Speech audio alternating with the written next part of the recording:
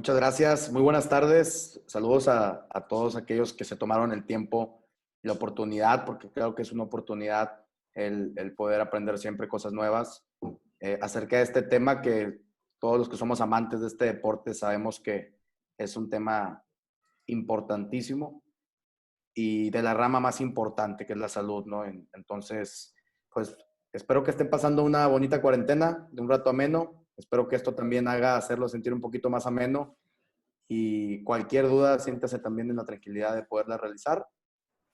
Vamos a empezar con este tema que sin duda alguna ha agarrado mucho revuelo en los últimos días.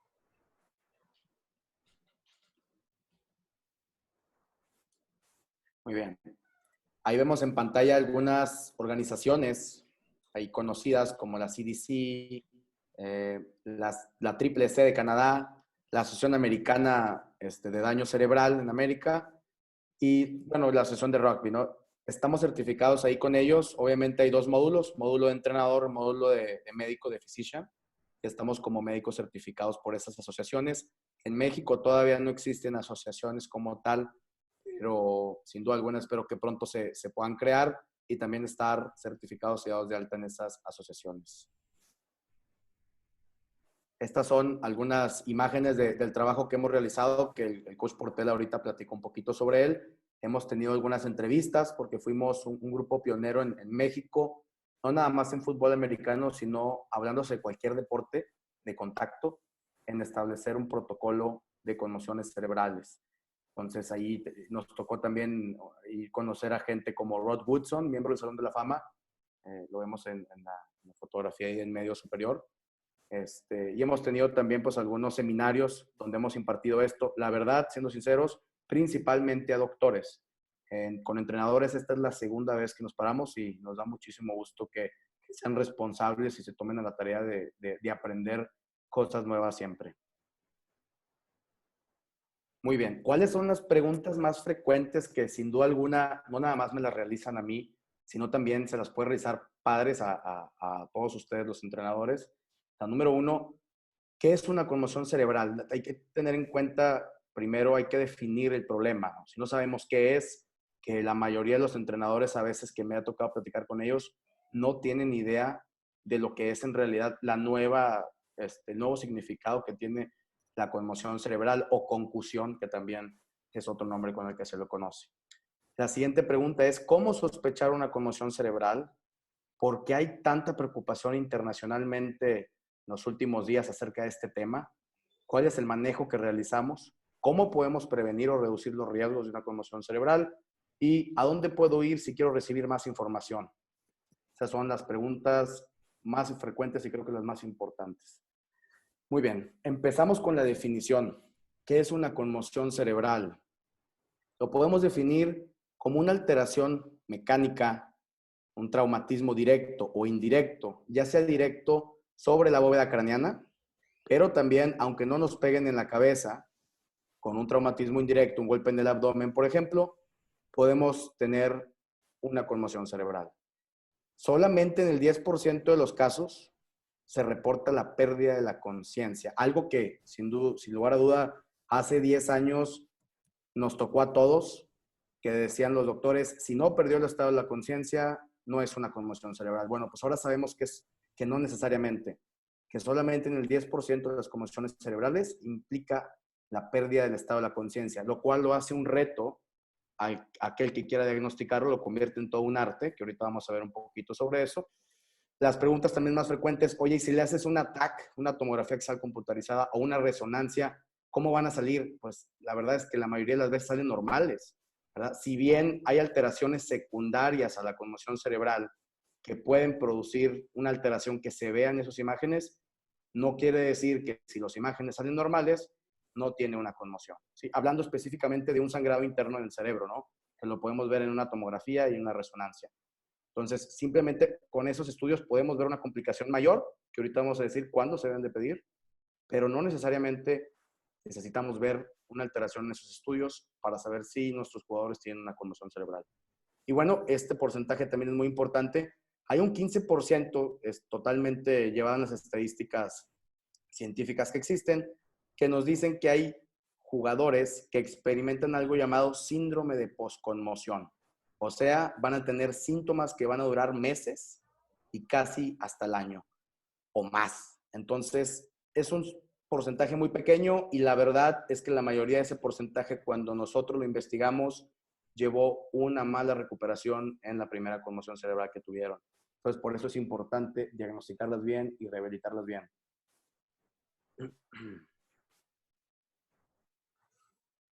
Bien, vamos a ver aquí de una manera un poquito más didáctica cómo el cerebro no está exacto en la bóveda craneana, está suspendido y hay un liquidito que lo recubre, ¿verdad? Y esto nos puede dar totalmente, ahora sí, una idea de que el cerebro, el fluido cerebral que existe ahí, nos hace la idea de que el cerebro está suspendido, no está exacto. Entonces, si hay movimientos hacia adelante o hacia atrás, que es el whiplash o latigazo, el cerebro sacude y pega por dentro de la propia bóveda craneana. Esto es importante entenderlo porque siempre estamos preocupados por mayor tecnología en los cascos, que definitivamente ayudan. Pero hasta ahorita no podemos tener un casco que en realidad prevenga al 100% una conmoción cerebral debido a esto que acabamos de ver. Por más que yo tenga el mejor casco, no necesariamente tengo que golpearme la cabeza para sufrir una conmoción. Si voy a una velocidad bastante considerable y me frena un tacleador en el abdomen, posiblemente voy a tener un movimiento que implique esa sacudida en el cerebro y pueda sufrir la conmoción. Entonces, ahí esa es otra pregunta que todos hacen acerca de cuál es el mejor casco. Y sí, hay cascos que disminuyen riesgos, pero siempre la técnica y el fortalecimiento del cuello son importantes porque no sabemos si el golpe vaya a ser al cuerpo o indirecto. Aquí podemos ver las neuronas, cómo se comunican con electricidad de una manera un poquito dinámica. Ahorita esto nos va a servir para entender un poquito más adelante las diapositivas.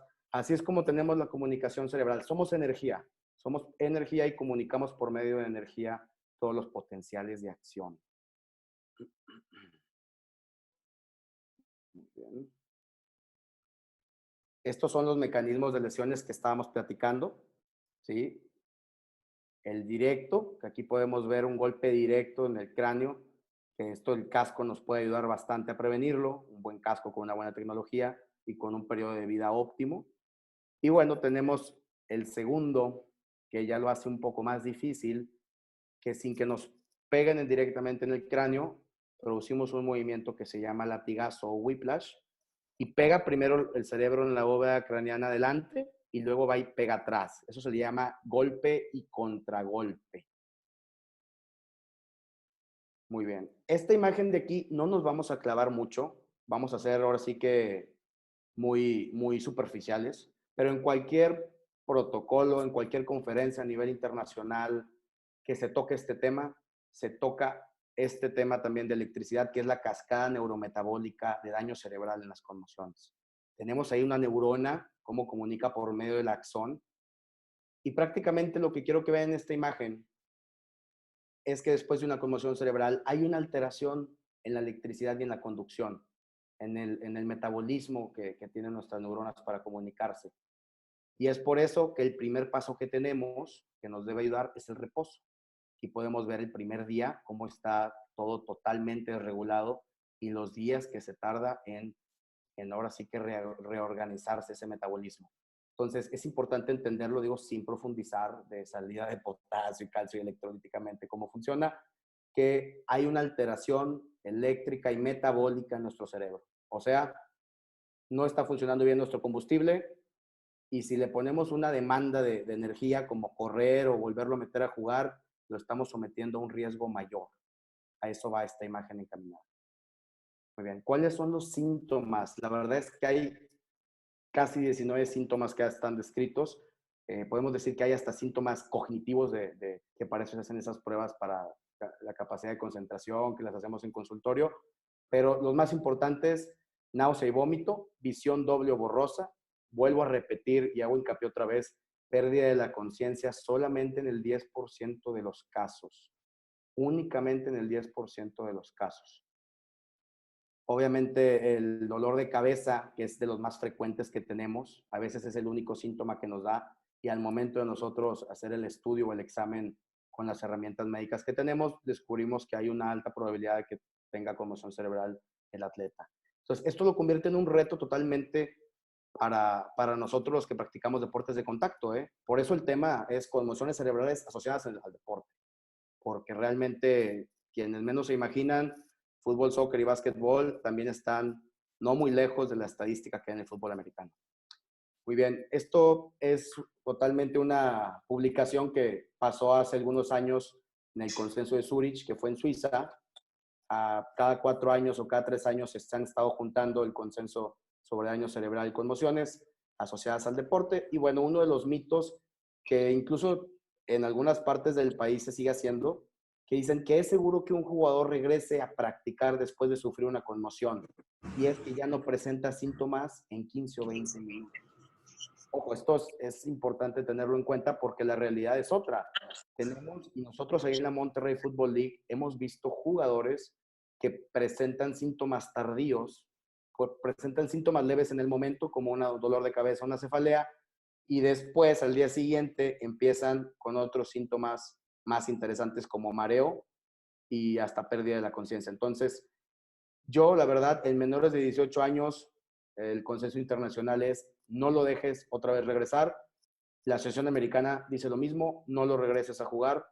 Y hay algunas asociaciones a nivel internacional, sobre todo a nivel profesional, que sabemos que pues, cuestan mucho dinero los jugadores, que dicen que de 15 a 20 minutos. Ojo, la NFL no lo hace. La NFL automáticamente lo saca del campo y no regresan. Hablando sobre otros deportes que hacen lo que ellos quieren, pues bueno, cada quien, pero científicamente, y aquí pongo un estudio en el cual la mayoría de unos pacientes que se sometieron a ese estudio presentaron sintomatología después de 72 horas.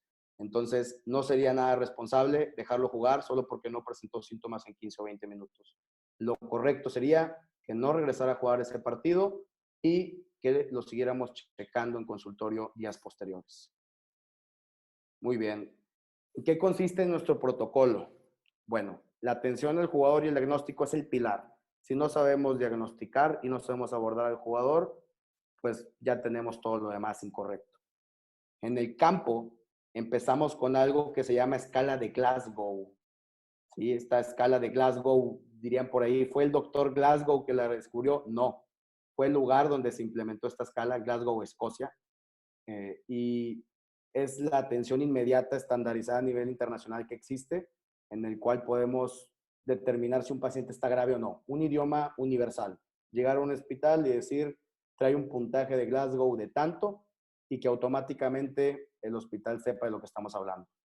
Entonces, esta es la atención inmediata. Saber en el campo de juego si el jugador en ese momento ocupa atención para un hospital o si lo podemos trasladar a la banda. Si aquí vemos, que nos ha tocado algunas veces, que el jugador presenta datos de gravedad, automáticamente, sin perder el tiempo, el jugador se va a una camilla a un hospital. Si vemos que el jugador no presenta datos de alarma, el jugador es pasado a la banda para seguir identificando algunos síntomas que pudiera tener. Este es el ejemplo más conciso que podemos poner. Esto es de una high school en Estados Unidos, en el cual el athletic trainer está realizando ahí las pruebas pertinentes y sigue realizando ahí la exploración. Bueno, después de aquí, de la atención que tenemos en la banda de juego, no acaba. De aquí vamos a decidir si ingresa al protocolo de rehabilitación de conmociones o si regresa a jugar, que también puede suceder. Vemos que no trae síntomas que pudieran ponerlo ahí al descubierto, pues bueno, podemos regresarlo a jugar, pero ya después de que ha pasado por estos pasos. Esta es una foto de la escala de Glasgow, la escala de coma de Glasgow.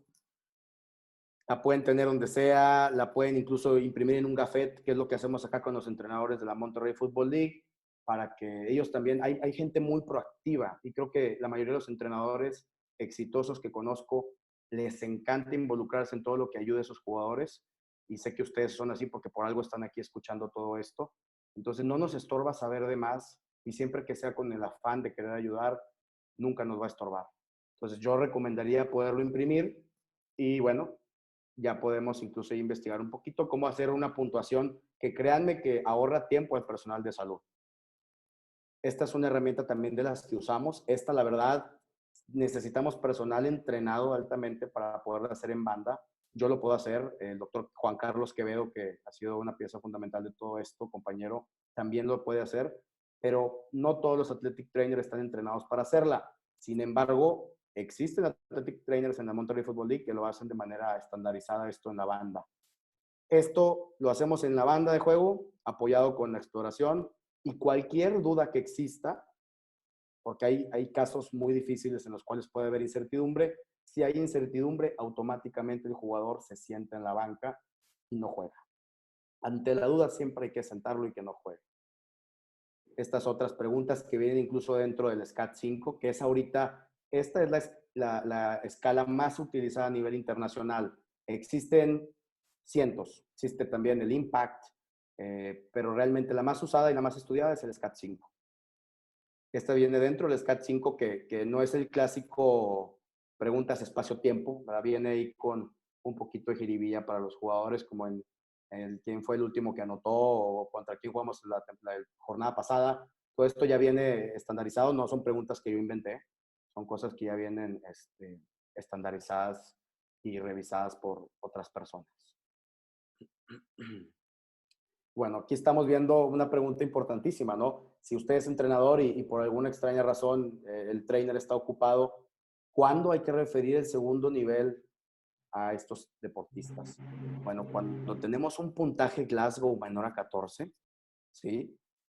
Cuando tenemos fractura de cráneo, ¿cómo podemos saber qué es fractura de cráneo? Es difícil si no estamos experimentados en ese tema, pero al menos podemos dar algunos datos como moretones o hematomas debajo de los ojos, detrás de las orejas, y que haya una hinchazón importante a nivel de la cabeza, ¿sí? Un edema importante.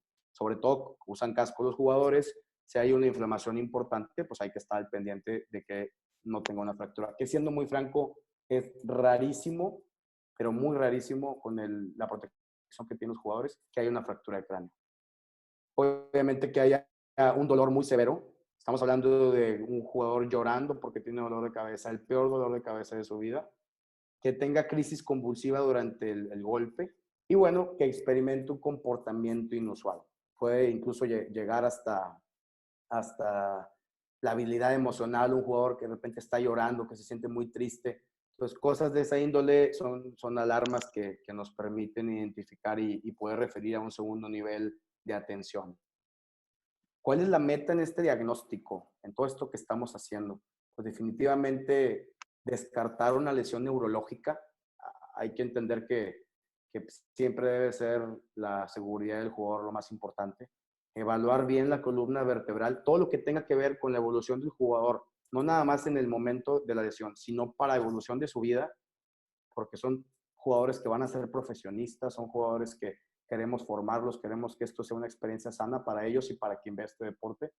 Entonces tenemos que ver que todo eso esté como debe estar y identificarlo muy bien para tener un tratamiento individualizado. Eso hay que tener mucho ojo. Hay varios médicos que tratan de darle la misma sopa a todos y no, cada jugador es distinto, cada caso es distinto, nos queda muy claro en la Monterrey Football League y a Portela Tackling System le queda muy claro esto también. Hay que ver, dependiendo del caso, cómo vamos a abordarlo. Muy bien. Y bueno, siempre es importante actuar totalmente en favor de la salud del jugador. Yo sé que a veces las ganas que tenemos de ganar son muy fuertes, pero nunca hay que olvidar que el entrenador debe de ganar con lo que tiene y siempre debe estar la salud del jugador por encima de cualquier otra cosa. Muy bien. Esto es parte de lo que hacemos nosotros acá en nuestro protocolo. ¿Sí? Esto de semanas no le tomen mucha importancia, así viene como tal, digamos que son pasos. O sea, fue un error ahí de transcripción que realizamos.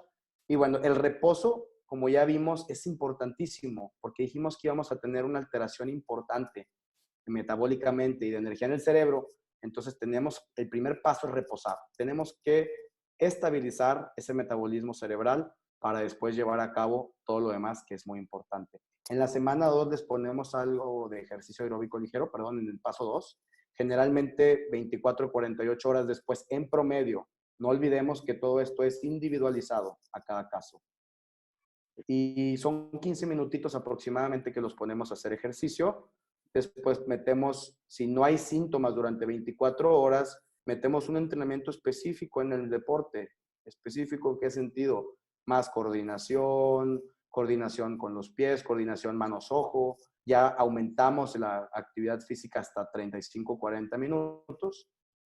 Y en el paso 4, el entrenamiento es totalmente normal, pero sin contacto.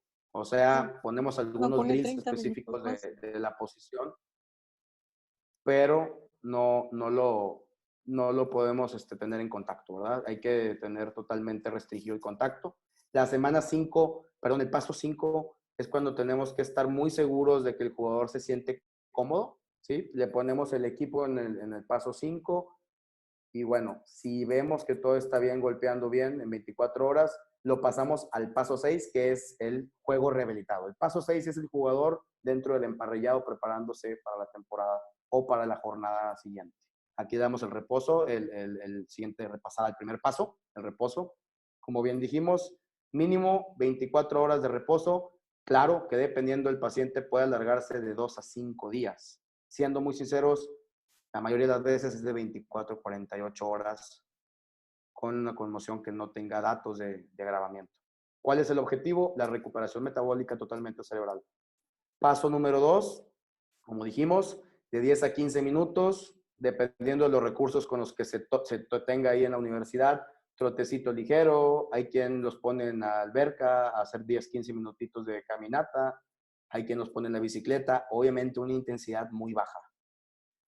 Y como decimos aquí, ningún entrenamiento con resistencia, nada de pesas, sobre todo para los jugadores que les encanta y las pesas que digan no pasa nada, pues mientras hago pecho y bíceps, pues no. Las pesas quedan aquí prohibidas. Hay que recordar que metabólicamente hay que ir aumentando, pero no podemos abusar. Bueno, ya en el paso 3, como dijimos, aumentamos un poquito más, ya ponemos unos running drills, en el cual podemos ya poner, siempre y cuando no haya mucho impacto en la cabeza, poner algunos ejercicios incluso ya de resistencia, lagartijas, algo de pesas. Y obviamente, como en cualquier paso de los de aquí del protocolo, si durante 24 horas no tiene síntomas, podemos pasarlo al siguiente paso. Esto lo hacen con nosotros los médicos. Vamos, los checamos. Si todo está bien, pasamos al siguiente paso. Pero como les digo, hay entrenadores que se involucran tanto y de manera muy satisfactoria que ellos los están monitorizando y están rehabilitando lo mejor que pueden. El paso 4. El paso 4 ya metemos algo así más de coordinación, como lo mencionamos, la coordinación manos-ojos, que la verdad se ve muy afectada. Y yo los invito a que como entrenadores, ya una vez que vemos que su salud está bien, pues ya lo que nos interesa es que mi jugador se rehabilite de la mejor manera, porque no va a regresar igual en coordinación, no va a regresar igual un receptor que tengas, va a batallar con las manos que tiene, aunque claro, hay casos excepcionales que los muchachos tienen una habilidad que lo compensan todo, pero sí definitivamente se alteran todos esos movimientos. Entonces, unos buenos ejercicios que tengamos para la recuperación de la coordinación nos van a ayudar bastante. Y bueno, aquí el paso 5, ya lo tenemos una práctica completamente normal. Después de que el personal médico lo haya evaluado, le ponemos las sombreras y el casco, que empiece a golpear, y si en 24 horas el jugador se siente muy bien y el cuerpo médico lo evalúa bien, pasa a nuestro paso 6, que es el juego rehabilitado. O sea, hace que el jugador ya se reincorpora a la siguiente jornada. Aquí tenemos algunos estudios muy importantes que se han hecho en los últimos años y recientes. ¿Con qué idea puse estos estudios? Hay dos tipos de tratamientos. El más antiguo, que es el tratamiento convencional de las conmociones cerebrales, ¿no? Hace 10 años y hace 3 años incluso, muchos neurólogos decían, ¿sabes qué? 2 o 3 semanas sin mover un dedo. Todos estos artículos hablan y ponen en predicamento el tratamiento convencional y ponen el tratamiento dinámico por encima, que es lo que estamos poniendo nosotros, que es el retorno gradual a la práctica deportiva por medio del protocolo que acabamos de mencionar. Hasta ahorita es el gol estándar. O sea, es lo mejor que existe ahorita para rehabilitar a nuestros jugadores. Esto es importante porque yo creo que a todos nos tocó, si sufrimos una conmoción, que te dijeran 2, 3 semanas sin mover un dedo.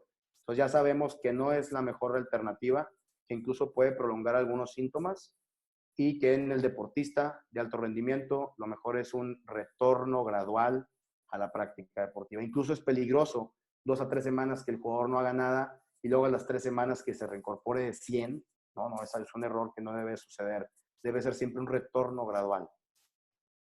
Aquí es otro artículo publicado por la Asociación Americana de Pediatría, también compartiendo totalmente y poniendo a favor al retorno gradual como medida de rehabilitación para los jugadores. ¿Qué es lo que se habló en este estudio? Bueno, el predictor más fuerte, aunque suene lógico, son cosas que se tienen que comprobar en la investigación médica. La severidad de los síntomas en el primer día es un factor muy fuerte de predictor de severidad, definitivamente. Si en el primer día experimentan síntomas muy fuertes, se viene un caso difícil. Hay muy pocas investigaciones. Esto es importante, porque incluso yo estoy seguro que en sus trabajos o en su familia, muchos les pueden decir, oye, los que juegan fútbol americano quedan locos. Yo vi una película que salió en 2013, pero que fue con información que se sacó en 2007, o sea, obsoleta. Muy pocas investigaciones existen acerca de esto y no se ha demostrado en sí una relación causa-efecto. Una relación causa-efecto es como relacionar el tabaco con cáncer. No se ha demostrado una relación causa-efecto de encefalopatía traumática crónica con conmociones cerebrales asociadas al deporte. ¿Sí? No estoy diciendo que no sea un factor de riesgo, definitivamente es un factor de riesgo, pero en cuanto a relación causa-efecto como tal, no se nos ha dado un estudio que lo pueda comprobar. Y bueno, obviamente el pronóstico van a ser los síntomas que vayan mejorando día a día. Y son cosas que la verdad ese estudio salió hace 1 año y medio, 2 años, salió muy controvertido con las pautas de tratamiento. Esto es también importante, si alguno de ustedes ya había escuchado este tema de conmociones cerebrales, hay algunos organismos incluso que nos dicen las primeras 24 horas que no juegue videojuegos, que no vea televisión, que solamente esté en reposo. Yo les voy a ser bien sincero, soy súper fanático de esta recomendación. Me considero un fan de esta recomendación porque es inocua. Inocua es que no hace daño. No le va a pasar nada a un adolescente o a un niño porque un día no esté viendo la tele o jugando videojuegos. Suena lógico, aunque no hemos podido comprobar tampoco con algunos estudios de peso o evidencia científica para poderlo hacer una recomendación sólida. Solamente podemos hacer una recomendación, pero no podemos hacer una indicación médica como tal, ¿sí? No hay todavía evidencia, pero podemos hacer una recomendación de, oye, si puedes, por favor, descansa, duerme el mayor tiempo posible, te recuperes más rápido. También estoy seguro que han escuchado ustedes que dicen, no te duermas cuando te pegues en la cabeza porque de seguro te mueres o te quedas en un coma. Es un mito. El cerebro despierto y dormido sigue funcionando. Incluso el cerebro despierto consume más energía que dormido. Es una recomendación antiguamente que se hacía a los niños. Hablo de lactantes y niños chiquitos que no nos pueden decir cómo se sienten y tenemos que despertarlos cada 2 o cada 40 minutos o 1 hora para ver que todo esté bien. Obviamente un niño ya más grande se va a despertar y te va a decir, mamá, me duele la cabeza, mamá, quiero vomitar.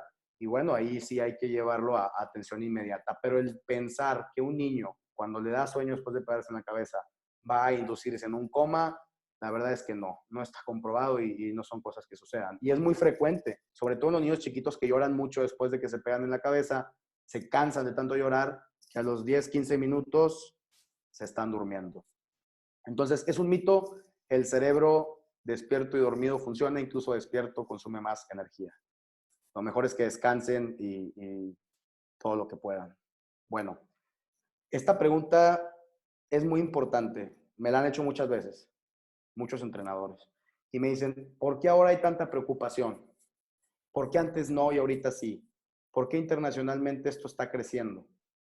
Bueno, pues para empezar, y lo pongo en rojo, la evolución que hemos tenido en el término de conmoción cerebral sin pérdida de la conciencia que teníamos antes, y sabemos que ahora no ocupa perder el estado de la conciencia para tener la conmoción.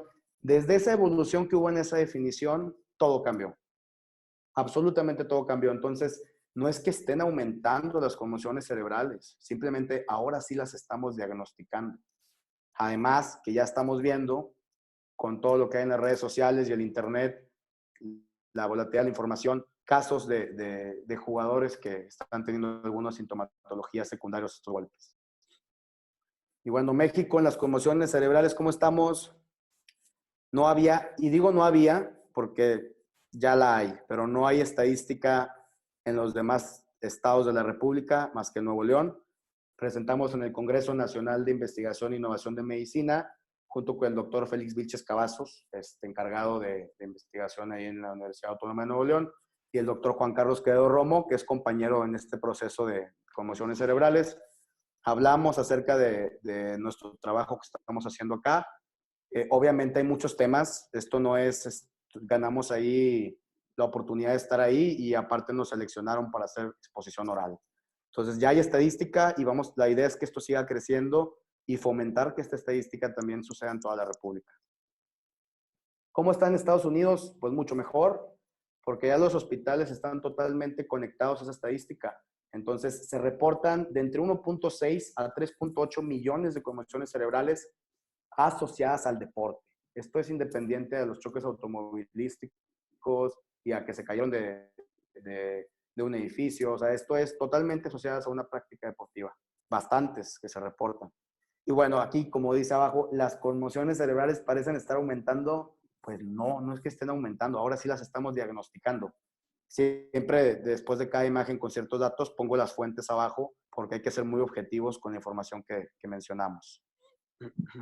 Muy bien, este es un estudio, pongo también abajo ahí la citación del estudio, la cita, y datos de conmoción cerebral en el fútbol y en el básquetbol femenino, ¿sí? En cuanto al básquetbol, hubo un aumento interesante, o sea, se ve que las mujeres son más propensas a unas conmociones cerebrales que los hombres, eso es lo que se piensa, y vuelvo a lo mismo, si lo queremos comprobar científicamente, sabemos dos cosas. Número uno, que la musculatura cervical en el cuello del hombre es distinta a la musculatura del cuello de la mujer. Son variantes anatómicas que existen. Claro, hay sus excepciones.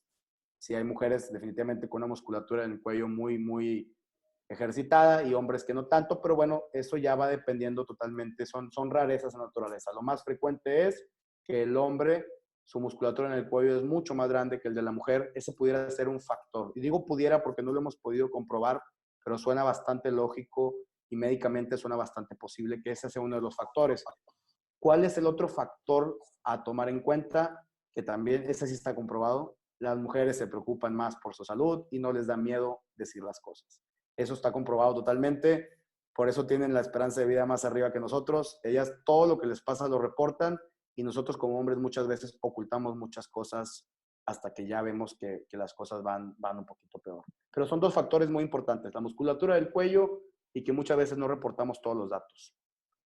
Muy bien, esta es una gráfica sacada de la NCAA que hicieron en conjunto con la Asociación Americana de Medicina Deportiva, de la Asociación de Epidemiología en Estados Unidos, y vemos cómo ellos estuvieron comparando las conmociones cerebrales en diferentes deportes. Aquí vemos el fútbol americano, vemos el fútbol soccer, digo, no están muy lejos, y creo que la lupa ahorita está aquí, en el fútbol americano. Vemos el fútbol soccer de mujeres, cómo está un poquito más elevado que el de hombres, lo que acabamos de mencionar. Y vemos de repente deportes que se van más arriba, como las porristas, que también son ya un ojo importante en nuestra liga, la estamos tomando en cuenta, porque nuestra estadística también nos marca que son muy propensas a lesiones como las conmociones cerebrales. Entonces, aquí en esta gráfica, que viene también aquí citada, esto no es algo que inventamos o que le preguntamos a la vecina, esto es algo que viene reportado de una herramienta, de una asociación médica de epidemiología que comparó con la NCAA las conmociones que existen en diferentes deportes de contacto. Muy bien, esto lo pongo yo porque la conmoción cerebral debe ser tratado multifactorial. Debe haber una buena nutrición, debe haber una buena hidratación, las actividades de impacto, hacerlas a un lado, meternos bien en el protocolo de recuperación. Otra muy importante, que debe haber en la escuela ciertos ajustes. En Estados Unidos, ahorita vamos a ver cómo funciona, pero existe esto. Y obviamente que duerman bien porque tienen muchos problemas para dormir después de la conmoción. En esta gráfica vamos a ver la importancia que existe de cómo el rehabilitar mal una conmoción o ocultarla nos puede conducir a un síndrome de post-conmoción cerebral. Aquí vemos el periodo de recuperación que debe tener después de una conmoción cerebral.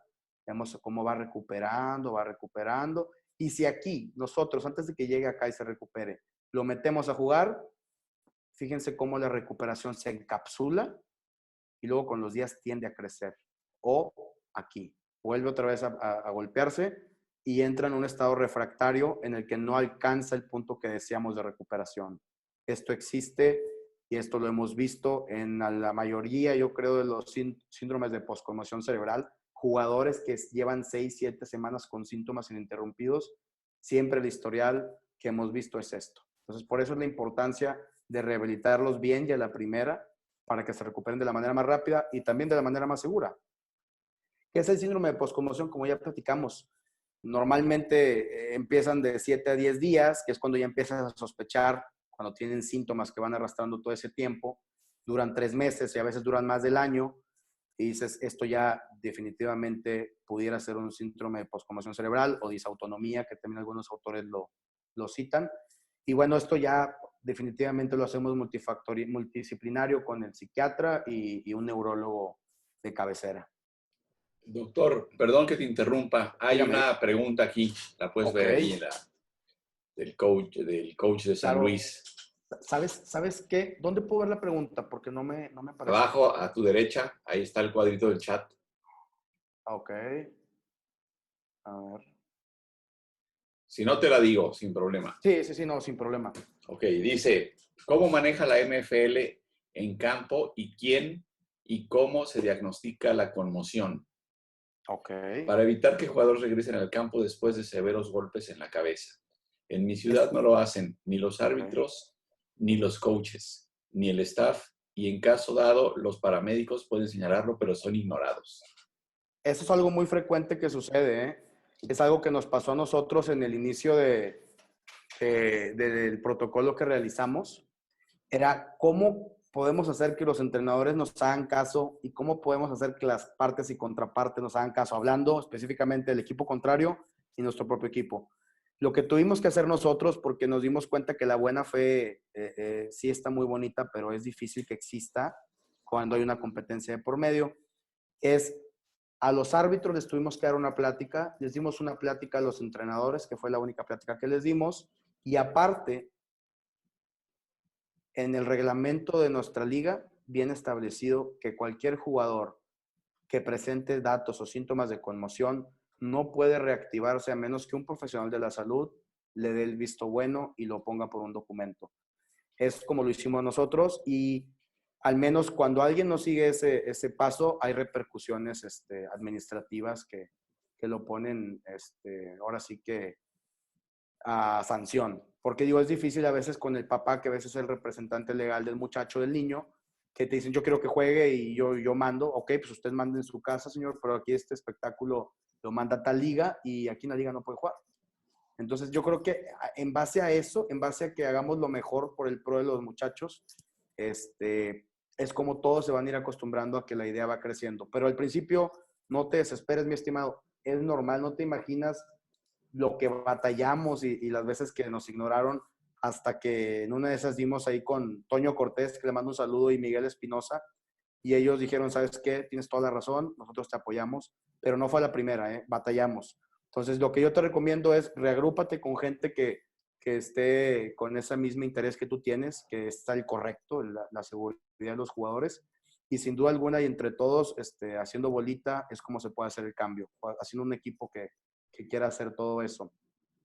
Pero sí, no te me desanimes y aprovecho esto que acabas de decir para que todos los demás escuchen. Acá en la ciudad hay un entrenador muy respetado, el coach Mundo Reyes, que cuando dimos una plática, él acudió a nuestro simposium y dijo, los felicito, para mí esto me hubiera encantado que lo pusieran hace 10, 15 años.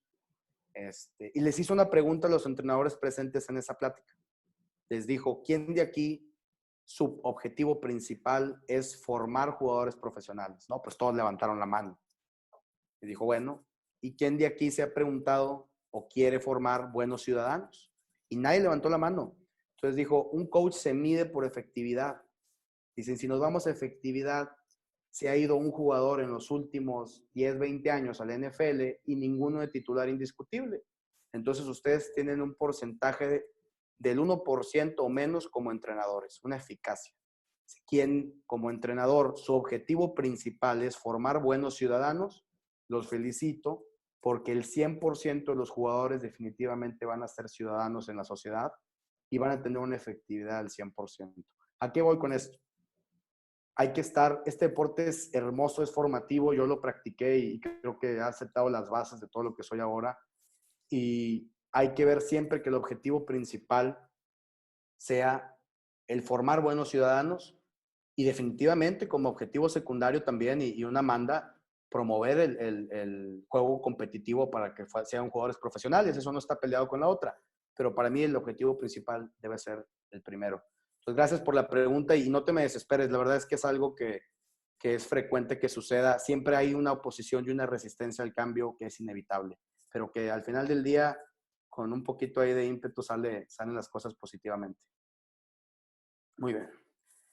Aquí vemos cómo podemos reducir los riesgos. Híjole, si queremos reducir el riesgo al 100%, no podríamos. A lo mejor a un 90%, pues bueno, quédate en tu casa y siéntate todo el día, pero aún así cuando te metas a bañar te puedes resbalar y pegar en la cabeza. Pues al 100% nada se puede reducir, pero sí definitivamente podemos reducir algunos porcentajes de riesgo con una buena educación de tacleo y juego, un reconocimiento de las conmociones para evitar una complicación en los días posteriores y una implementación también de una empatía de los deportistas con los entrenadores. Muy bien. Esta foto habla y dice más que 1000 palabras, ¿no? Aquí está el coach Portela, cómo nos conocimos con su sistema de tacleo que es innovador totalmente y la verdad es que no habíamos visto otro como tal. Además, que es como lo digo, el objetivo principal es la protección del jugador, pero no está peleado con la efectividad y aumenta la eficacia también del tacleo.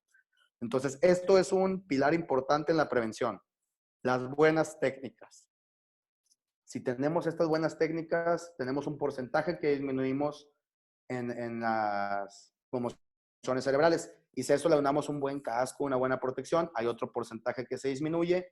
Y si a esto le sumamos que los árbitros estén muy pendientes a ciertas actitudes de regla, sobre todo en el casco a casco, va a disminuir otro porcentaje. Y así es como podemos disminuir riesgos, ¿no? Al final del día, 100% de disminución de riesgos no se puede, pero claro que se puede prevenir lo más que decíamos, prevenir estos problemas. ¿Cuáles son las proyecciones que tenemos hacia el futuro? Esta pregunta la tocamos con el legendario Rod Woodson, que él me dijo, no podemos comparar, porque le hicieron una pregunta muy polémica, que quién era el mejor quarterback, y me dijo, no puedo comparar épocas porque a Dan Marino le pegaron más que a Tom Brady. Totalmente. Las reglas de juego van a ir evolucionando.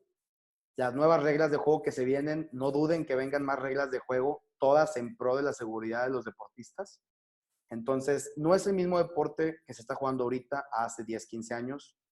Claro que no, es distinto, va evolucionando. Es lo bonito también de este deporte. Es el deporte que más evoluciona, tanto en protección como en reglas de juego. Entonces, todo esto va a cambiar, que no se les haga raro que sigan cambiando las reglas. Nuevo equipamiento, definitivamente va a haber otro equipo que cada año cambian y que también ha sido el deporte que más ha innovado en protección. Biomarcadores, yo creo que muchos vieron en Facebook y con la vecina y 1000 cosas que había pruebas de sangre que te diagnosticaban conmociones cerebrales. La verdad, todavía no hemos podido hacer esto funcional, sigue estando en investigación, es difícil. Para empezar, ya sabemos que la gente caucásica no tiene los mismos niveles que los afroamericanos o que los asiáticos, entonces digamos que es difícil estandarizarlo en los laboratorios para poderlo hacer posible, pero definitivamente forman un papel importante en la investigación y esperemos algún día sean una realidad. Ahorita, la verdad, todavía no. Esto fue lo que les comentaba. Aquí vemos los cascos, cómo han evolucionado y cómo han cambiado las sombreras. Yo creo que muchos nos tocó ponernos una de estas o otras más viejas. Y cómo es el deporte que más, si lo comparamos con todos los demás, que más ha evolucionado en su innovación tecnológica, de protección, como también sus reglas de juego. estos cascos, por ejemplo, que estas sombreras, que siempre digo yo, parecen sombreras de Batman, ya aerodinámicas. Y, entonces, ojalá que esto siga mejorando, que estamos seguros que sí, porque así ha sido siempre, así como también las reglas de juego. Pongo aquí varias fotos de varios deportes, porque todas las conmociones cerebrales son importantes. Aquí vemos varios deportes que tienen conmociones cerebrales en ese momento. Vemos ahí un jugador de la selección de Alemania también. Y de fútbol americano, de básquetbol. Y aquí la premisa es, no escondas los síntomas, repórtalo, tómate tu tiempo para recuperarte. Y es mejor perder un partido, esto es clave, que perder toda la temporada. Es mejor que tu jugador se pierda un partido y se rehabilite el 100, a que se pierda 3, 4 partidos o toda la temporada porque tenga un segundo impacto que ya lo ponga en predicamento ahí su recuperación. Muy bien. De primera instancia, después del golpe, ¿qué se debe hacer para cuidar al jugador lo más básico? Muy bien, esta es de Jesús Eduardo. ¿Qué es lo que debemos de hacer? Hay que ver qué tipo de golpe recibe, definitivamente. Si es un golpe que sea sugestivo de una conmoción cerebral, lo primero que hay que hacer, como lo mencionamos antes, es establecer un diagnóstico inmediato de la escala de Glasgow, saber si el jugador requiere una atención en ambulancia, si está vomitando, si no reacciona, si está batallando para respirar, si no puede obedecer órdenes, o si puede hacer todo lo anterior y solamente está aturdido, pasarlo a la banda de juego para seguir haciendo una evaluación clínica completa, que eso sí lo tendría que hacer un athletic trainer o un médico, y una evaluación neurológica y neurocognitiva. O sea, pruebas como las que realizamos, serie de preguntas que con muchísimo gusto las podemos compartir después en otra instancia o podemos hacer con su staff médico en algún futuro otras pláticas de lo que se debe de hacer, pero sí ya es un lenguaje que es un poquito más elevado. Mientras tanto, mi recomendación para los entrenadores,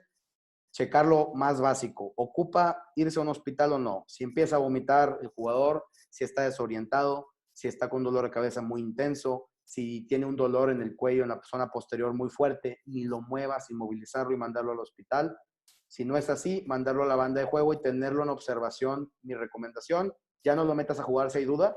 Si hay cualquier duda de que está conmocionado, aún así que no haya perdido el estado de la conciencia, no lo metas a jugar y déjalo en observación mínimo 24 horas hasta 72 horas.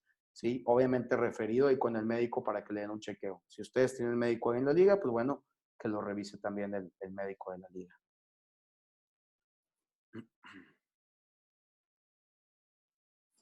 Aquí hay otra pregunta, doctor. ¿La puedes ver?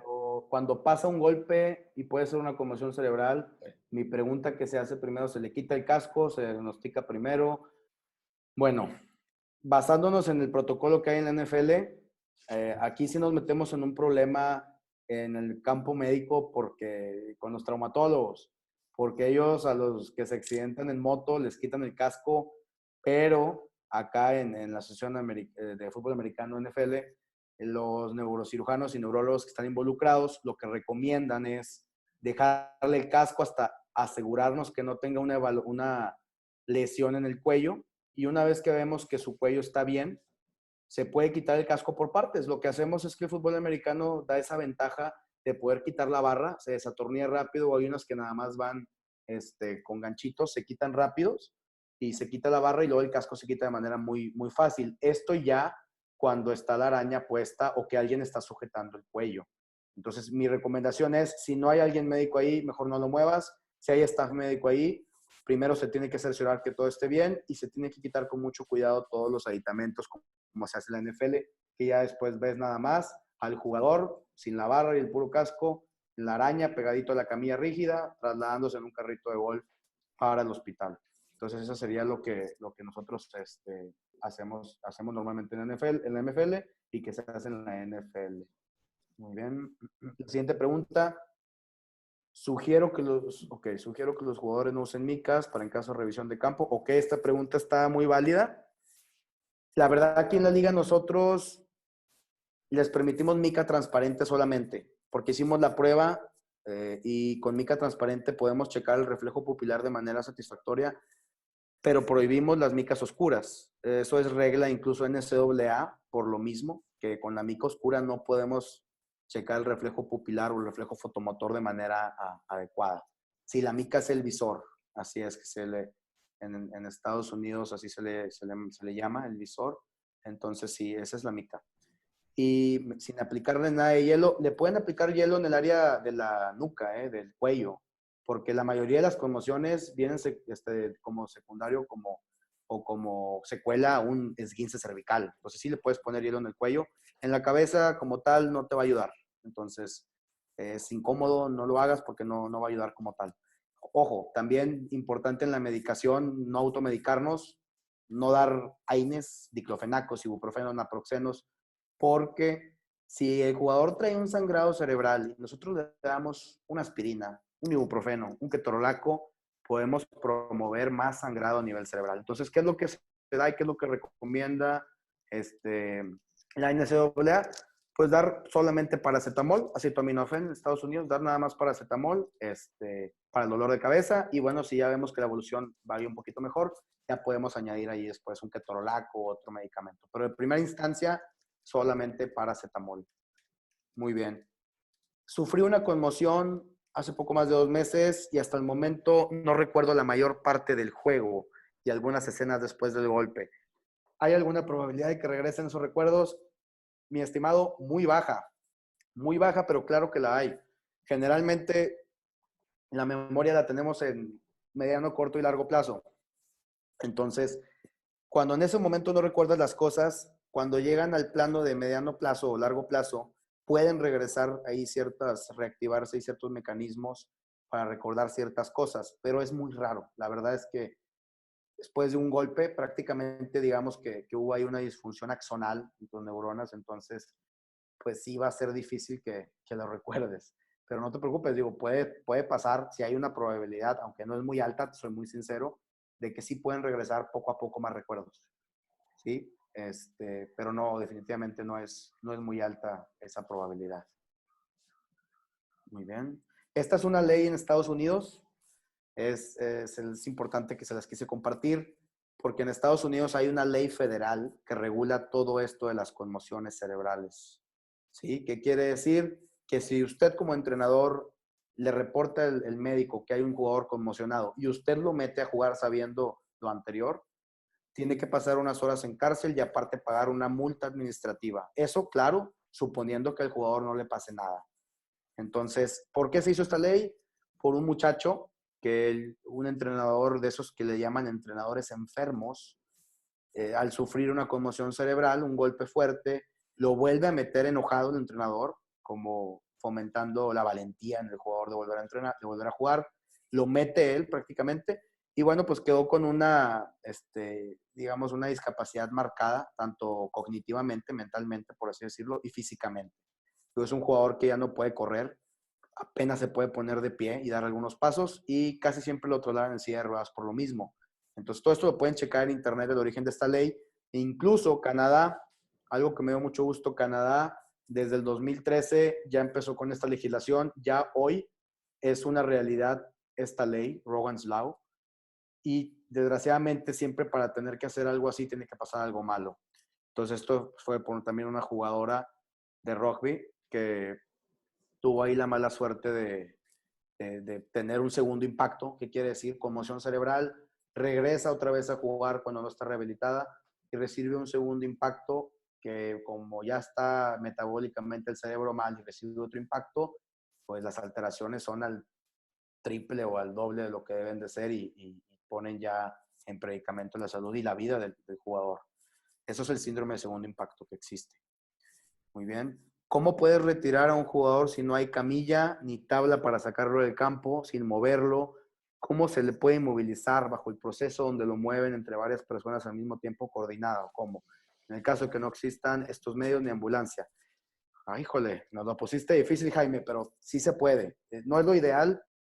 La verdad es que otra de las cosas que hicimos como liga es no podemos efectuar un partido si no hay tabla rígida, si no hay la araña, que es el inmovilizar una tabla rígida, si no hay collarín y si no hay ambulancia. Obviamente es algo que pusimos de entrada en ciertas categorías, pero la tabla rígida y la araña es en todas, porque nos pasó una vez y no nos volvió a pasar, eso fue lo bueno.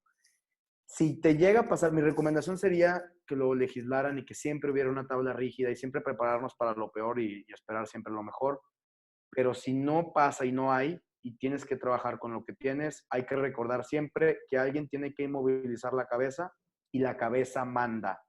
Quien va a decir va para arriba, va para abajo, va para la izquierda o la derecha, es el que tiene inmovilizada la cabeza, el cuello. Entonces, no es lo ideal, repito, es riesgoso y es peligroso hacer esas manipulaciones sin las medidas adecuadas, pero si no nos queda de otra, que alguien agarre muy bien la cabeza, que no se mueva, alguien agarre el área torácica y el área de las piernas y otras dos personas apoyando en cintura. Y obviamente, al momento de decir 1, 2, 3, el que manda es la cabeza, porque de repente se pone muy líder el que trae las piernas y lo mueve de más y produce una movilidad que no debiera tener el cuello. Entonces, siempre el que tiene el cuello y la cabeza debe de mandar y dar las órdenes cuándo levantarlo y en qué momento. Repito, no debe de pasar, pero ya sabes, si te puede ayudar alguien también con una toalla grande para hacer ahí un collarín, también se puede hacer ahí con tape y una toalla y hacer un collarín artificial.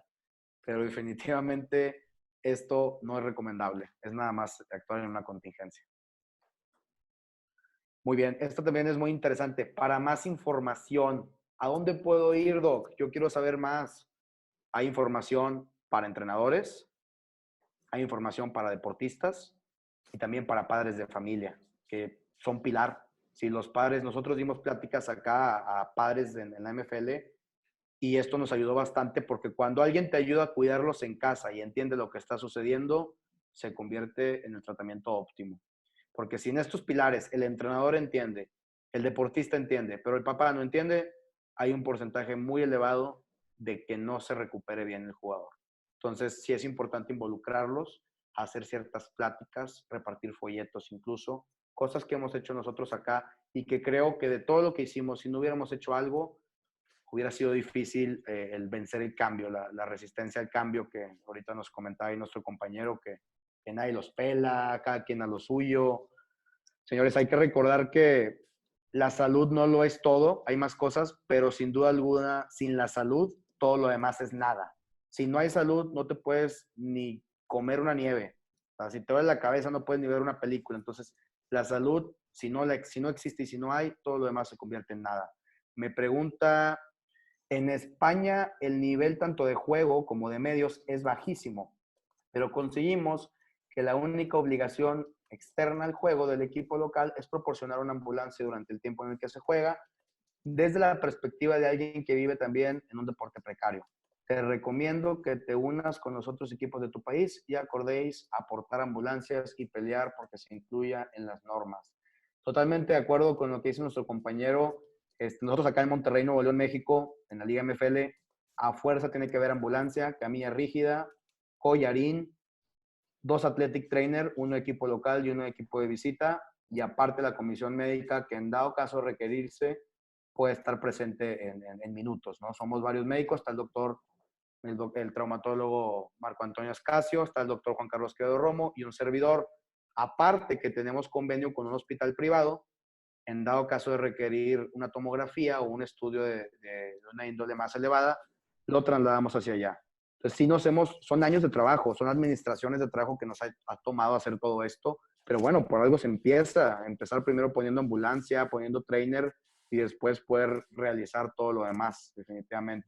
Y digo, quienes han ido ya a la liga de la Monterrey Football League, para la población que vive en nuestro estado, que no tiene un, demográficamente no estamos muy poblados, por así decirlo, para todo el territorio que hay, se juega a muy buen nivel. Entonces yo creo que es porque siempre nos hemos tomado la responsabilidad de tratar de hacer lo mejor con lo que tenemos y son años de trabajo. Yo nos digo que no se desanimen, échenle ganas y en lo que podamos apoyarles, hombre, si es necesario ir allá donde ustedes están, nos podemos poner de acuerdo. Ahí con el Coach por Tele llevamos muy buena comunicación. Tenemos ahí varios proyectos juntos que queremos realizar, pero todo esto de la pandemia pues vino a hacernos más fuertes. Hay que ser pacientes y todo esto viene para hacernos más fuertes y reagruparnos como debemos. No sé si alguien tenga otra pregunta. No hay preguntas tontas, decía un maestro, hay tontos que no preguntan nada más. Cual sea su pregunta, que lo puedan hacer. Y todos los coaches, capacitación al menos básica de primeros auxilios, un kit de collarín. Definitivamente, Acá también es lo que hacemos. Hay una capacitación. En este caso, como tenemos Athletic Trainers, ellos tienen de 6 a 8 pláticas que los temas abarcan desde conmociones cerebrales hasta esguinces y como control de fracturas en campo de juego. Y creemos que eso nos ha ayudado. O sea, el que tengamos también un personal que está altamente capacitado y aparte tengamos entrenadores que saben y tienen la empatía de que lo primordial es la salud. Y aunque tengan la empatía y la iniciativa está en el reglamento de juego, pues lo hace más fácil para regular las partes que sintonizan el partido, ¿verdad? Porque si no lo pones en reglamento, de pronto es fácil para alguien saltárselo. Entonces sí es bueno que esté legislado y que esté todo como debe de ser. ¿Alguna otra pregunta que tengan?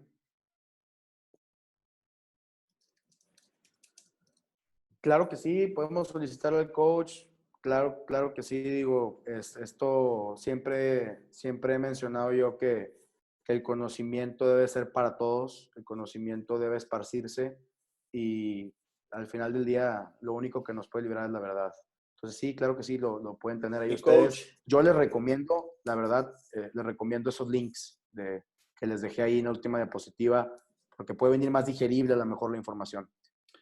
sí, coach, la estamos grabando y con mucho gusto se las hacemos llegar. Además que la vamos a subir a nuestras redes sociales, la vamos a poner en el canal de YouTube e igualmente se las vamos a enviar. Vamos a utilizar el mismo método de siempre. Manden un mensaje privado con su Excelente. email, los que necesiten que se las enviemos y con mucho gusto se las hacemos llegar. Ok, aquí viene otra pregunta del coach Portela. ¿Me puedes explicar? Dice él, cuando un jugador tiene 2 conmociones en el año, mi coach, claro que sí. Puede tener 2 conmociones, puede tener 4 conmociones y aún así ser más fuerte el que tenga las 2 conmociones que tenga las 4, porque va a depender de la severidad que tenga y en el periodo de intervalo que las presentó, ¿verdad? Si las presentó seguidas, ojo, pueden ser peligrosas, así las presentó intermitentes. Digamos que las presentó intermitentes y se conmocionó en enero y sufrió una segunda conmoción en el mes de julio. Bueno, ahí lo que hay que checar es qué tipo de conmoción tuvo, cuál fue su severidad y hacer las pruebas cognitivas como el SCAT-5 y ver cómo podemos rehabilitarlo. En este caso ha pasado definitivamente y lo que yo recomiendo siempre es si el jugador tiene algún síntoma o alguna alteración que yo vea en el estado cognitivo, en el examen cognitivo que hacemos, neurocognitivo, que no nos gusta, yo prefiero, la verdad, a veces pedirles que reposen esa temporada. La verdad, digo, son casos raros. Me ha tocado ese intervalo de 2 conmociones, que tengan la primera conmoción más grave y la segunda conmoción no tanto, con síntomas leves, y la verdad es que se recuperan sin problema y con los pasos que seguimos aquí en el protocolo, bien recuperados y rehabilitados, es raro también que eso suceda. Algo que les puedo recomendar también, siempre en pretemporada, fortalecimiento de cuello. Y si nosotros rehabilitamos bien una conmoción cerebral, vamos a evitar recaídas o segundos impactos. Doctor, ¿puedes explicar qué pasa cuando un jugador tiene? Eso ya quedó explicada, ¿no? Entonces, si tiene 2 conmociones, pero la segunda es bastante fuerte, pues definitivamente va a depender, como dijimos en un principio, es individualizado cada caso. Hay deportistas que con una conmoción que tengan y no nos gusten los datos, tenemos que extender ahí los periodos de recuperación. Imagínate una conmoción cerebral, coach, que tenga un hematoma, un sangrado, un hematoma subdural, pues, cuidado. Entonces, tenemos que meterlo hasta terapia intensiva y se puede perder toda la temporada o más. O incluso puede ya no regresar a jugar. Te digo, son casos raros. Gracias a Dios no me han tocado aquí en la liga, en toda la experiencia que tenemos. Pero eso no nos hace exentos a que no ocurra. Entonces, ya va dependiendo de la severidad de la conmoción. Digo, se hablaba antes de mitos, pues cuando te decían, si tiene 3 conmociones ya no puede jugar. Sí, pues digo, estamos hablando que en aquel entonces todas las conmociones eran gravísimas, porque tenías que perder el estado de la conciencia y tenías que convulsionar y tenías que hacer mil cosas. Entonces, pues sí, definitivamente el porcentaje de sufrir 3 conmociones así o 2 conmociones así y tener algo de sangrado era elevado. A diferencia de ahorita que sin que pierdas el estado de la conciencia con síntomas leves puede presentar una conmoción. El pilar aquí es rehabilitar bien al jugador. Si rehabilitamos bien al jugador, lo diagnosticamos bien, lo rehabilitamos bien, nos va a dar un pronóstico de regreso gradual a la práctica deportiva óptima y de calidad. Muchas felicidades, doctor, por este detalle, ya que muchos debemos de estar al tanto de estas soluciones, exigir a las ligas y staff este tipo de conocimiento. Muchas gracias, lo hacemos con mucho cariño y mucho gusto. Les quiero compartir que a veces, cuando practicando con el coach Portela, cuando empiezas un movimiento de esta índole, la verdad es que sientes que estás solo, ¿no? Sientes que nadie te escucha, que tal vez nadie te va a pelar. Y varias veces estuvimos a punto de soltar ahí, tirar la toalla. Afortunadamente no lo hicimos y digo, hay que perseverar y luchar porque todo esto algún día sea escuchado, porque créanme que es importante, si no es que lo más importante. Entonces, lo que ustedes están haciendo, no porque no los escuchen o no quieran escuchar, quiere decir que es importante. Simplemente da miedo el cambio, da miedo perder lo que ya conoces como liga, como partido, te da miedo lo nuevo, pero no por eso quiere decir que no sea importante o que esté mal. Entonces, qué bueno que lo están haciendo. Creo yo que habla muy bien de ustedes y en lo que los podamos apoyar, digo, somos una comunidad como tal y se trata de ayudarnos entre todos y a quien nos han funcionado cosas, compartirlo con los demás. Digo, estamos ahí al pendiente totalmente a lo que necesiten. Ok, ¿cómo se conforma el equipo clínico para un equipo de fútbol americano de manera preferente? Si es athletic trainer, ¿a qué te refieres? ¿Alguien con título, cédula o con certificado de un curso? Raúl, muy buena pregunta. Yo creo que de las mejores que me han hecho en los últimos seminarios. En México no existe como tal la carrera Athletic Training ni Athletic Trainer. Existe en Estados Unidos. Aquí tenemos una variedad de profesionistas que pueden acoplarse a esa carrera, como son también los fisioterapeutas, que para mi gusto son los que más pudieran conocer sobre este tema. Un licenciado en fisioterapia, un técnico en fisioterapia incluso, hacen muy buen trabajo porque desempeñan un papel parecido a la kinesiología, ¿verdad? Entonces, también están los egresados de la organización deportiva, ciencias del deporte, también están los derivados de paramédicos. La verdad, como en México no existe como tal esa carrera, tiende a que se pueda ocupar, es un área de oportunidad para distintas profesiones. Lo que estoy haciendo, lo que estamos haciendo acá nosotros como liga, el doctor Quevedo y yo, es dar cursos, dar certificaciones para prepararlos. Porque si bien te dan una buena preparación académica, al momento de estar en el deporte fútbol americano es punto y aparte todo lo demás. Y sí tienen que tener algunos cursos y algo de experiencia para que el cambio no sea tan abrupto. De lo contrario, estoy seguro que si tienen ya temporadas en esto, aprendimos a la mala, ¿verdad?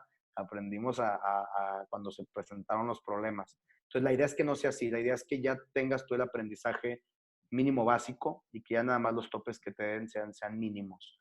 Entonces, sí es importante esa pregunta que hiciste. Aquí en México no existe como tal. En Monterrey hacemos clínicas, hacemos cursos para seguir preparando y tratar de ponerlos en igualdad de circunstancias en terreno parejo con los athletic trainer que hay en Estados Unidos que llevan una preparación similar. Muy bien.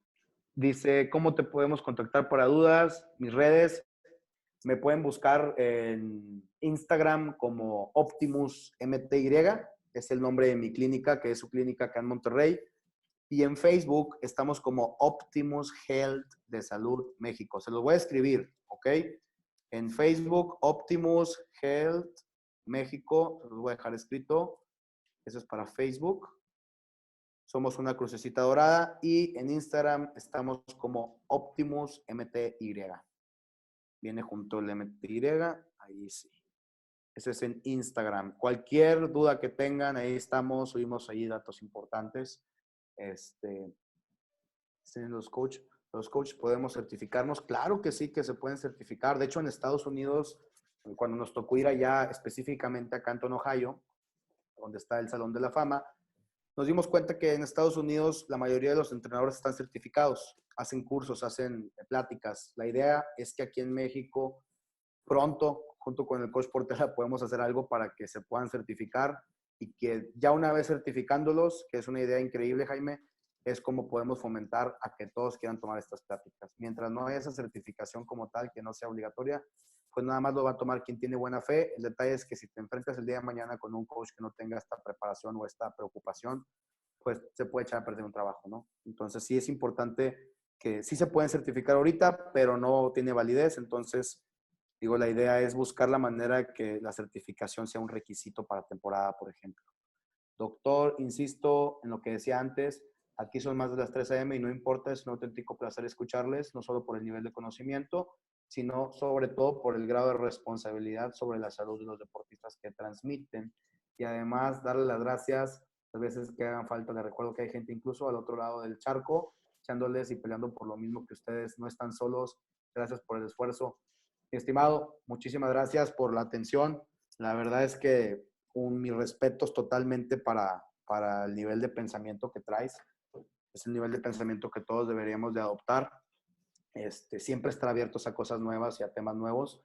A veces sí fue muy difícil para mí pasar la información médica a coaches en general y trato, y cada que doy una plática, trato de que sea digerible todo esto, que espero que así haya sido. Y pues muchas gracias por sintonizarnos. La verdad es que esperemos que pronto vaya subiendo todo ese nivel y toda esa técnica que aprenden rápido allá en el otro lado del charco, allá en Europa también aprenden rápido y lo vemos con el rugby, el nivel que traen allá, impresionante. Entonces, yo creo que no tardan allá también en explotar, ¿eh? Porque hay cualidades, hay buenos deportistas y sin duda alguna hay entrenadores como usted que quieren preocuparse por mejorar. Y cuando hay esas ganas de mejorar, todo lo demás sale sobrando. Muchas gracias por su entrega, se los agradezco para conocer y estar consciente de los riesgos que existen. Definitivamente hay que estar consciente de los riesgos que hay, porque a veces el no saber que existen esos riesgos no quiere decir que no existan. Definitivamente hay que estar consciente de todo eso.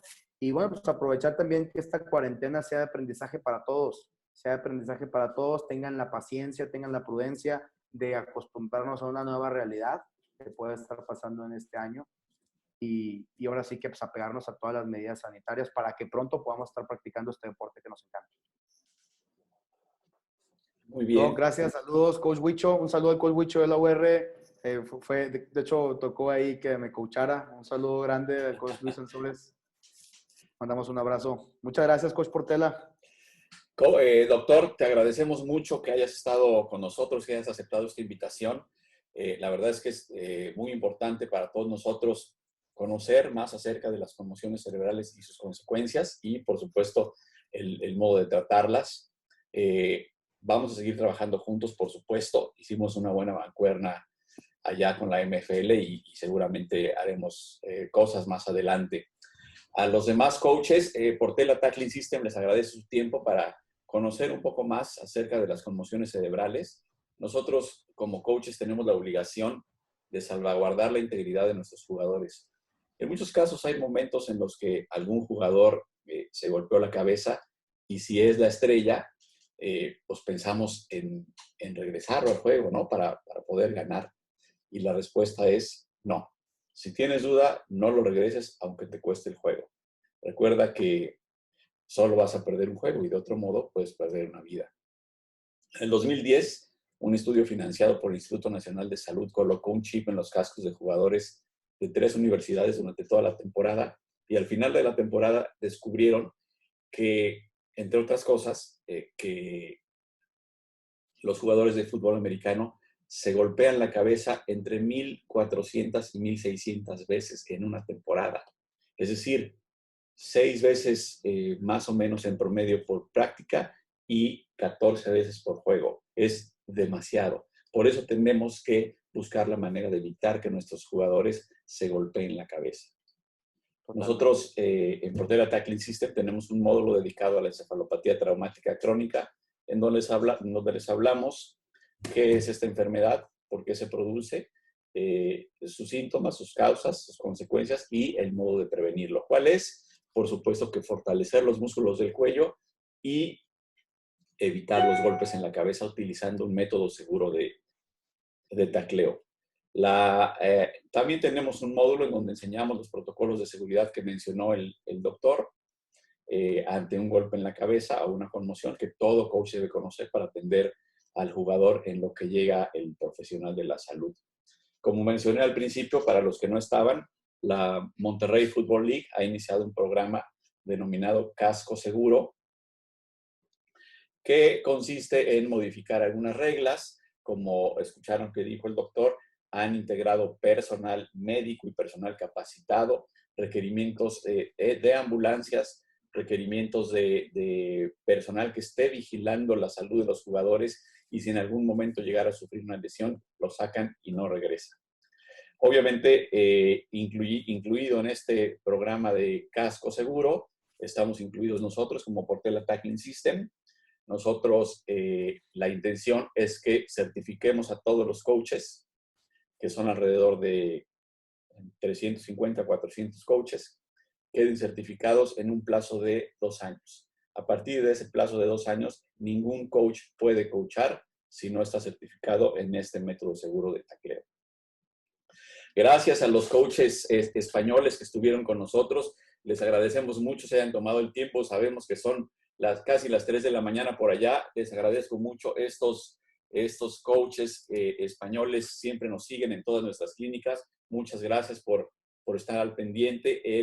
Les avisamos que este sábado tenemos 2 invitados importantes. Tenemos al coach Seba Serrano de España. Es un coach con mucha experiencia, uno de los mejores coaches en España. Tenemos también al coach Juan Wong. Este coach es el coach de receptores de los Borregos Monterrey. Estuvo en los Jets de Nueva York. También nos va a hablar de toda la experiencia que ha tenido. Y la siguiente semana tenemos 2 invitados de lujo. Tenemos al head coach asociado de Texas Tech y tenemos al coach, bueno, el nombre de este coach es Derek Jones, y también tenemos al coach Cody Alexander, que también es un maniático del fútbol americano que nos va a enseñar muchas cosas. Vamos a publicar los anuncios entre mañana y pasado para que si tienen la intención de tomar esas clínicas nos manden sus correos y con mucho gusto les compartimos los links. Gracias a los coaches de España, de Colombia, de Chile. Nos vemos pronto. Muchas gracias, doctor. Te agradezco mucho una vez más. Gracias a ustedes y ahora sí que despidiéndonos con una frase de Don Shula que se nos fue este mes. Paz descanse, uno de los mejores entrenadores en el deporte, que decía que los tiempos difíciles y la adversidad, sin duda alguna, son una oportunidad para el heroísmo. Ahorita que estamos pasando tiempos difíciles, mi coach, es una oportunidad grandísima para que nuestros líderes ahí tomen la batuta. Así es, claro que sí. Muchísimas gracias, coaches. Nos vemos pronto. Estén pendientes de nuestras redes sociales. Ahí les vamos a dar todos los avisos y vamos a compartir la clínica del doctor. Gracias a todos. Hasta luego.